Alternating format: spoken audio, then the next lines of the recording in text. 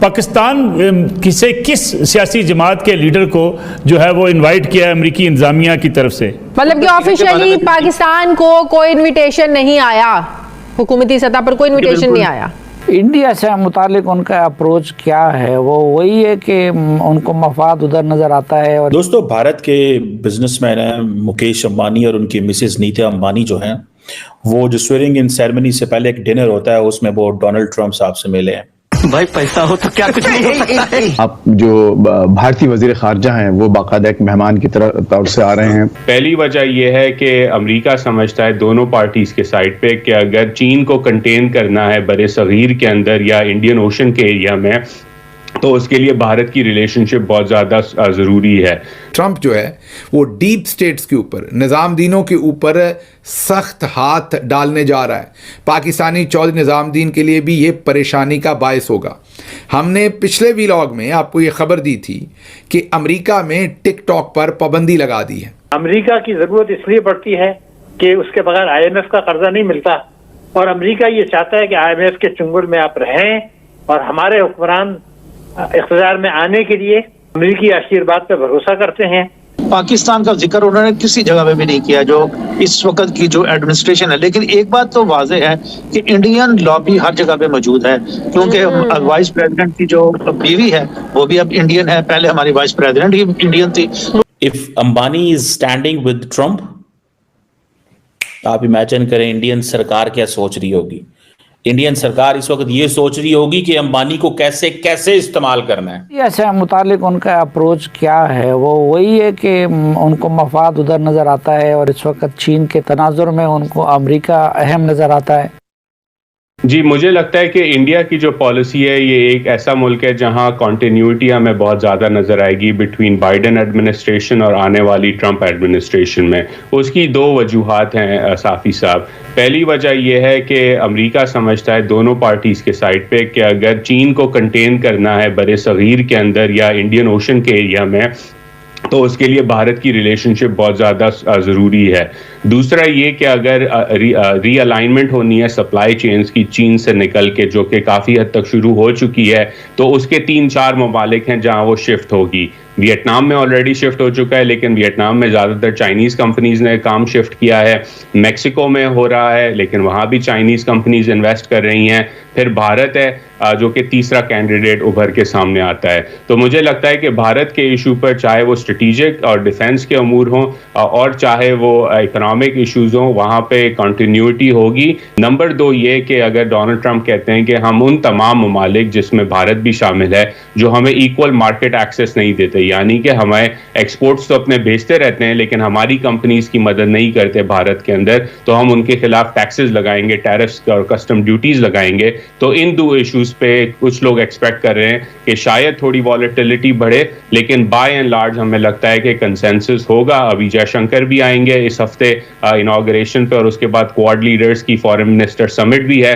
तो एक्सपेक्टेशन यही है कि रिलेशनशिप आगे बढ़ती चलेगी। ऑफिशियली पाकिस्तान को कोई इनविटेशन नहीं आया, हुकूमती सतह पर कोई इनविटेशन नहीं आया।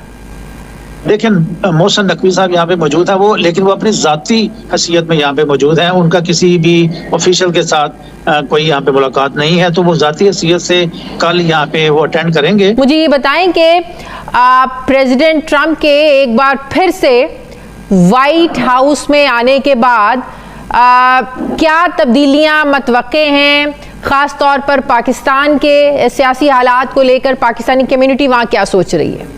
पाकिस्तान का जिक्र उन्होंने किसी जगह पे भी नहीं किया जो इस वक्त की जो एडमिनिस्ट्रेशन है। लेकिन एक बात तो वाज़ेह है कि इंडियन लॉबी हर जगह पे मौजूद है, क्योंकि वाइस प्रेसिडेंट की जो बीवी है वो भी अब इंडियन है, पहले हमारी वाइस प्रेसिडेंट ही इंडियन थी। तो उस हवाले से इंडियन इन्फ्लुएंस आपको व्हाइट हाउस में नजर आएगा, स्टेट्स, उसके अलावा ब्यूरोक्रेसी में नजर आएगा, जुडिशरी में नजर आएगा। पाकिस्तान के हवाले से कोई चीजें एजेंडे पर नहीं है, चले ठीक है, जाहिर है कि पाकिस्तान का कोई मसला, इमरान खान का तो मसला उनके लिए जाहिर है, उनके लिए तो इतना इंपॉर्टेंट नहीं है कि वो उसमें रखें। किसी को नहीं इनवाइट किया। अच्छा सवाल था आपका। कोई बाकायदा इनवाइट नहीं किया गया, और इनवाइटीज की जो ट्रम्प ट्रांजिशन की टीम की तरफ से जो लिस्ट जारी गई है, जिसमें जो डिग्निटरीज हैं, जाहिर है अब जो अगर कोई वहाँ की शख्सियत, एक बड़ी शख्सियत आना चाहती है, अटेंड करना चाहती है, तो वो एक एज ए डिग्निटरी, एक आम आदमी मेरे और किसी और की तरह यहाँ जाके खड़े नहीं होना है, बल्कि बाकायदा एक डिग्निफाइड वे में वहाँ बैठना है उनके साथ। तो यहाँ पर ऐसा कोई मुझे सिलसिला नजर नहीं आया। हाँ, अब जो लिस्ट जारी हुई उसमें ये आप जो भारतीय वजीर खारजा हैं वो बाकायदा एक मेहमान की तौर से आ रहे हैं, वाइस प्रेसिडेंट हैं चाइना के, वो मेहमान के तौर पर आ रहे हैं। इसके अलावा और बहुत सी जो मीडिया की और एंटरटेनमेंट की, हॉलीवुड की शख्सियात हैं जिनको बाकायदा मेहमान के तौर पर, ट्रंप के मेहमान के तौर पर बुलाया जा रहा है। लेकिन पाकिस्तान से ऐसी कोई बात मुझे नजर नहीं आई, तो वो तो मेरा ख्याल है अब दरवाजा उस बहस का बंद हो जाना चाहिए। बुलाया हुआ है तो सारी बात है, उन्होंने इनको भी बुलाया। अब अंबानी जो है वो भी वहाँ पे पहुंचे हैं और ये इस चीज़ को समझने की ज़रूरत है। पहली बात तो यह है कि कोई पाकिस्तानी वो 100 बड़ों में आता ही नहीं है, एक बात जो कि मैं समझता हूँ देयर आर पीपल, लेकिन एक तो हम अपने लोगों को पॉलिटिसाइज कर देते हैं, जो मेरी बात समझ आती है। दूसरा, हर चीज़ जब स्टेट के एम्बेड में आती है तो स्टेट उन्हें इस्तेमाल करना शुरू कर देती है, वहाँ से वो पॉलिटिसाइज हो जाते हैं, कंट्रोवर्शियल हो जाते हैं, पॉलिटिसाइज होते हैं, कंट्रोवर्शियल होते हैं, और जारी बात है एक सिक्योरिटी स्टेट होने की वजह से हर चीज़ सिक्योरिटाइज हो जाती है।